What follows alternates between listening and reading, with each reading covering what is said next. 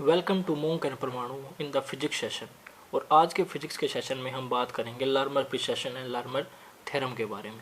Basically हम यहाँ पर देखेंगे कि लार्मर प्रिसेशन क्या है, और उससे भी जनरली हम बात करेंगे कि प्रिसेशन क्या होता है, और प्रिसेशन की वजह से यहाँ पर लार्मर थ्योरम क्या है और फ्रिक्वेंसी क्या होती है। तो इस वीडियो को शुरू करने से पहले इस चैनल को सब्सक्राइब करें ताकि जब भी इस तरह की वीडियो आए आपको मिल सके। और इन सभी वीडियोस के अंदर जितने भी नोट्स हैं आप उनको डाउनलोड भी कर सकते हैं मेरी वेबसाइट से, जिसका लिंक आपको डिस्क्रिप्शन में मिल जाएगा। तो चलिए शुरू करते हैं आज की video. In your childhood you have seen A mechanical top. मैं बेसिकली बात कर रहा हूँ उस ऑब्जेक्ट की जिस ऑब्जेक्ट के साथ बचपन में मैक्सिमम लोग जो हैं वो खेल चुके होंगे। मैं बात कर रहा हूँ एक मैकेनिकल टॉप की, यानी कि अगर मैं हिंदी में बात करूँ तो एक लट्टू की जिसकी शेप कुछ इस तरह की होती है। अब इसके साथ हमें लार्मर प्रिसेशन देखना है और लार्मर फ्रीक्वेंसी देखनी है कि वो क्या होती है। तो उसको समझने से पहले हम बेसिकली फंक्शनिंग देखते हैं मैकेनिकल टॉप की क्या होती है, और उसको हम रिलेट करते हैं अपने टॉपिक के साथ कैसे। Just as mechanical top precesses in gravitational field, so as an electron in orbit would be expected classically to precess in a magnetic field। अब जो वर्ड प्रिसेस है, इस वर्ड का मतलब हम देख लेते हैं क्या होता है। प्रिसेस जो है उसका मतलब है ऑर्बिट को चेंज करना। जैसे कि हमारे पास ये एक लट्टू है, अगर ये सीधा ऐसे घूमता है फुल स्पीड में शुरुआती समय में, तो वो बिल्कुल उसकी जो एक्सिस है वो कहीं नहीं जाती, वो सेम रहती है उसी टिप पर। लेकिन जब वो मैकेनिकल टॉप स्लो होता है तो उसका जो घूमना है वो चारों तरफ ऐसे ऐसे जाता है, यानी कि जो उसकी मेन एक्सिस है, ये एक्सिस ये एक सर्कल में ऐसे घूमती है, ठीक है, एक सर्कल बनाती है। और उसका जो ऑर्बिट है वो बड़ा होता जाता है जैसे जैसे वो मैकेनिकल टॉप है वो स्लो होता है। ऐसा क्यों होता है? क्योंकि ग्रेविटेशनल फोर्स है वहाँ पर। तो ग्रेविटेशनल फोर्स की वजह से उस मैकेनिकल टॉप की जो एक्सिस है, उस एक्सिस का जो ऑर्बिट है, जो वो ऑर्बिट बना रही है, वो चेंज हो रहा है रिवॉल्यूशन के दौरान, तो उसे हम बोलते हैं प्रिसेशन। बेसिकली हम इसको रिलेट करेंगे इलेक्ट्रॉन इन एन ऑर्बिट, कि इलेक्ट्रॉन किसी ऑर्बिट के अंदर कैसे घूमता है। तो उसको रिलेट करने के लिए हम समझते हैं सबसे पहले एक इलेक्ट्रॉन और उसका ऑर्बिट कैसे होगा। ये हमारे पास एक सेंट्रल कोर है, न्यूक्लियस है, और ये एक ऑर्बिट है इलेक्ट्रॉन का। इसका एंगुलर मोमेंटम है L। ये नॉर्मल डायरेक्शन में होगा, अगर हम राइट हैंड रूल से निकाल सकते हैं, थंब रूल से। तो अब जब ये इलेक्ट्रॉन इस ऑर्बिट में मूव कर रहा है तो उस पोजीशन के अंदर, उस पोजीशन के दौरान, क्योंकि वो न्यूक्लियस के पास होगा और कुछ मैकेनिकल या फिर मैग्नेटिक फोर्सेस वहाँ पर होंगे, तो इलेक्ट्रॉन जो है यहाँ आने के बाद, जैसे यहाँ से चलता है, यहाँ ऐसे ऐसे ऐसे ऐसे जाता है और जाता है, तो वो अपना पाथ कुछ ऐसे चेंज कर लेता है। बेसिकली मैं कुछ ऐसा बताना चाह रहा हूँ जैसे कि हमारे पास ये एक इलेक्ट्रॉन है जो कि ऑर्बिट है, फिर वो ऑर्बिट कुछ ऐसे चेंज कर लेता है, फिर वो ऑर्बिट कुछ ऐसे चेंज कर लेता है, और वो कुछ ऑर्बिट ऐसे चेंज कर लेता है, ठीक है, वो कुछ ऑर्बिट ऐसे चेंज कर लेता है। तो इस ऑर्बिट के चेंज होने को हम बोलते हैं प्रिसेशन। और वो प्रिसेशन कहाँ से हमें दिखाई देता है? हम बात करते हैं यहाँ पर इस ऑर्बिट के प्लेन की। ये प्लेन है, इस प्लेन का परपेंडिकुलर है L, यानी कि एंगुलर मोमेंटम। जो एंगुलर मोमेंटम है यहाँ पर, हमारे पास यहाँ पर वो एक्सिस है, और इलेक्ट्रॉन के केस में वो है हमारा एंगुलर मोमेंटम। तो एंगुलर मोमेंटम भी रोटेट होगा ऐसे। अगर प्रिसेशन ना हो, वो सिर्फ एक ही ऑर्बिट में घूमता रहे, तो एंगुलर मोमेंटम क्या है? सिर्फ एक ही डायरेक्शन में पॉइंट करता रहेगा, सिर्फ एक ही डायरेक्शन में पॉइंट करता रहेगा। इलेक्ट्रॉन ऐसे ऐसे घूमता रहेगा इस तरह।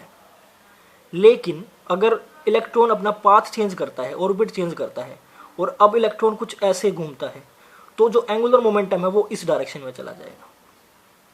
और ये जो प्रोसेस है ये चलती रहेगी, वो अपना जो पाथ है वो हमेशा चेंज करता रहेगा। जिस वजह से क्या होगा, जो एंगुलर मोमेंटम है, यानी कि डायरेक्शन ऑफ एंगुलर मोमेंटम है, वो इस तरह से एक सर्कल बनाता रहेगा ऊपर, और यहाँ हम देखें तो एक बनेगा कोण। तो ये है मूवमेंट जो एंगुलर मोमेंटम करता है, सर्कुलर मोशन, इसको हम बोलते हैं प्रिसेशन। तो यहाँ पर हम प्रिसेशन को आपको दिखा चुके हैं, लेकिन इसकी जो थ्योरी है वो हम देखते हैं अब। The precession of the plane of orbit in the magnetic field is called Larmor precession. यानी कि मैग्नेटिक फील्ड की वजह से जब इलेक्ट्रॉन प्रिसेशन करता है, यानी कि उसका जो एंगुलर मोमेंटम है वो पर्टिकुलर डायरेक्शन में पॉइंट ना होते हुए एक सर्कल बनाता है या फिर चेंज होती रहती है उसकी डायरेक्शन, उसको हम बोलते हैं प्रिसेशन। और मैग्नेटिक फील्ड की वजह से अगर इलेक्ट्रॉन ऑर्बिट में ऐसा हो रहा है तो उसको हम बोलेंगे लर्मर प्रिसेशन। और इससे रिलेटेड जो फ्रिक्वेंसी होगी, जिस फ्रिक्वेंसी से वो एंगुलर मोमेंटम चेंज हो रहा है उस ऑर्बिट के अंदर, यानी कि उस सर्कल के अंदर, उसको हम बोलते हैं फ्रीक्वेंसी ऑफ प्रिसेशन। और इस पूरी थ्योरम को हम बोलते हैं लर्मस थ्योरम। अब मैं बात करूंगा लर्मस थ्योरम के बारे में। The change in angular velocity और orbit, angular velocity in orbit और orbital motion of an electron due to the application of magnetic field of value h। यानी कि जब ऑर्बिट है, मैग्नेटिक फील्ड लगा दिया, तो इलेक्ट्रॉन की जो एंगुलर वेलोसिटी है वो चेंज होगी, जिसकी वजह से क्या होगा, ऑर्बिट चेंज होगा। और वो कब होगा, जब हम किसी h वैल्यू का मैग्नेटिक फील्ड लगाते हैं। तो चेंज इन एंगुलर वेलोसिटी किसके बराबर होगी, वो होगी equal to the uniform angular velocity of precession of orbit about the direction of field. ये फील्ड है, फील्ड की डायरेक्शन में एंगुलर मोमेंटम का प्रिसेशन कुछ ऐसे होगा। मैंने अभी बताया कि एक कोण की तरह होगा, यहाँ एक सर्कल बनेगा। तो उस प्रिसेशन के अंदर जो यूनिफॉर्म एंगुलर वेलोसिटी है, यानी कि प्रिसेशन की जो यूनिफॉर्म एंगुलर वेलोसिटी है उसके इक्वल होगा। कौन होगा, चेंज इन एंगुलर वेलोसिटी। मतलब एंगुलर वेलोसिटी का जो चेंज है वो प्रिसेशन की फ्रीक्वेंसी के बराबर होगा, एंगुलर फ्रीक्वेंसी के बराबर होगा। लेकिन जितना भी चेंज आएगा वो प्रिसेशन की वजह से आएगा, किसमें, ऑर्बिट्स के अंदर जितनी भी वेलोसिटी है, एंगुलर वेलोसिटी है उसमें। अब बात आती है मैथमेटिकल एक्सप्रेशन की। तो मैथमेटिकल एक्सप्रेशन कुछ इस तरह है, ओमेगा एल यानी कि चेंज इन एंगुलर फ्रीक्वेंसी, यानी कि एंगुलर फ्रीक्वेंसी जो है वो इक्वल होगी चेंज इन एंगुलर डिस्प्लेसमेंट, यानी कि d phi by d t. और वो किसके बराबर होगी, वो इक्वल होगी उस मैग्नेटिक फील्ड की, जो मैग्नेटिक फील्ड हमने एक्सटर्नल लगाया है, टाइम्स ई बाई 2m। ई यहाँ पर चार्ज ऑफ इलेक्ट्रॉन है, m इलेक्ट्रॉन का मास है। अब हम बात करें अगर ओमेगा की, तो ओमेगा को मैं रिप्लेस करके लिख सकता हूँ 2 पाई न्यू एल, ये फ्रिक्वेंसी है, लर्मर फ्रिक्वेंसी। और e बाई 2m h यहाँ पर, ये हमने यहाँ से लिया है। तो जो न्यू एल है वो होगा e बाई 4 पाई m, ये इसके नीचे जाएगा, और h, m जो यहाँ पर है वो है मास।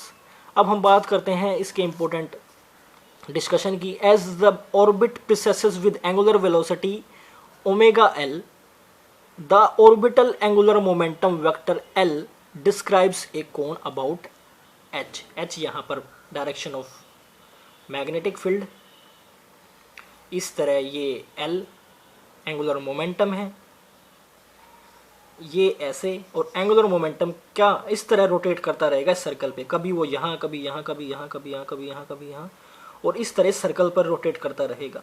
तो उस वेक्टर की एंगुलर फ्रीक्वेंसी क्या होगी, वो होगी ओमेगा एल, लार्मर फ्रीक्वेंसी। तो इस तरह हमारा लार्मर फ्रीक्वेंसी का जो टॉपिक है वो कंप्लीट होता है।